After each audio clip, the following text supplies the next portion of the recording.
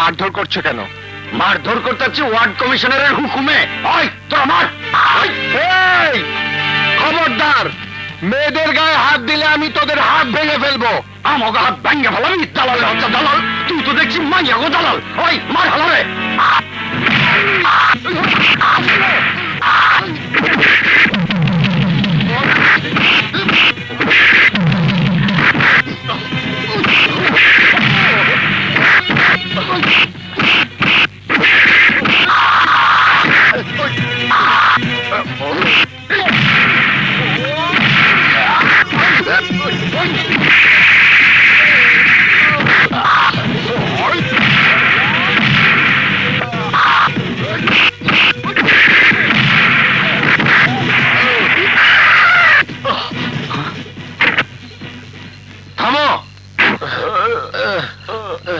আমি তোমাদের বলেছি মেয়েদের তাড়িয়ে দিতে, আর তোমরা এসে মারামারি শুরু করে দিয়েছো। কি অসুবিধা তোমাদের? আমাদের কোনো অসুবিধা না, অসুবিধা ওই ছেলেটার।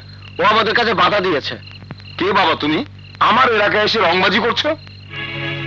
আমি রংবাজি করিনি, ওদের অন্যায়ের বিরুদ্ধে প্রতিবাদ করেছি। ওরা মেয়েদের গায়ে হাত তুলেছে। ওদের গায়ে হাত না তুললে ওরা যাবে না। ওরা নষ্ট মেয়ে, এই এলাকাটাকে ওরা নষ্ট করছে। এই এলাকার কমিশনার হিসাবে আমার একটা দায়িত্ব আছে।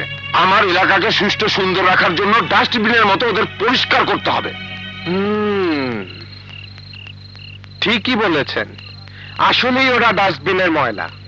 সমাজের কোথাও ওদের ঠাঁই নেই।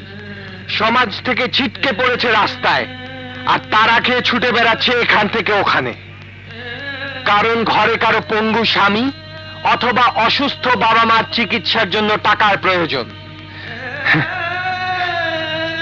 এই এখানে হয়তো এমন একজন মেয়ে আছে যে এক শিশু সন্তানের মা। ক্ষুধার্ত শিশুকে অন্যের কোলে তুলে দিয়ে এসে দাঁড়িয়েছে রাস্তায়। কিছু টাকা কামিয়ে বাচ্চার জন্য দুধ কিনে নিয়ে যাবে, তারপর ক্ষুধার্ত সেই শিশুর কান্না থামাবে। তুমি তো ভালো লেকচার দাও বাবা। লেকচার কাউকে দিতে হয় না কমিশনার সাহেব। আপনাদের মতো ভোটে পাশ করে যারা দায়িত্ব এড়িয়ে চলে, তাদের কারণে লেকচার অটোমেটিকলি তৈরি হয়ে যায়। ভুল যদি করে থাকি ক্ষমা করে দেবেন, আর যদি পারেন দেশটাকে নিয়ে একটু ভাববেন। ওদের যেন রাস্তায় দাঁড়িয়ে আবার কারো জন্য অপেক্ষা করতে না হয়, শুধু সেই ব্যবস্থাটা করে দেবেন। আসি। এই মেয়েগুলোকে তাড়ানোর দরকার নেই, ছেলেটা ঠিক কথাই বলেছে। ওদের একটা রুজি রোজগারের ব্যবস্থা করতে হবে, ওদের পুনর্বাসন করতে হবে। জি।